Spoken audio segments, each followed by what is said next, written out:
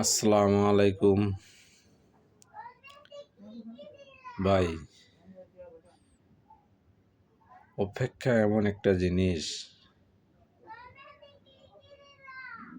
মানুষের প্রতি এত বিরক্ত এসে যায় যে আপনি অপেক্ষা না করলে বুঝতেই পারবেন না যে অপেক্ষাটা কতটা বিরক্তকর।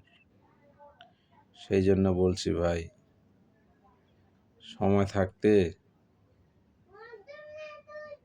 জীবনটাকে মূল্যায়ন করুন, সময়টাকে মূল্যায়ন করুন। ভবিষ্যতে আপনার, আমাদের সকলেরই এই সময়টা কাজে লাগবে। কারোকেও যেন আমরা এই সময়কে বিরক্ত করে না দাঁড় করে।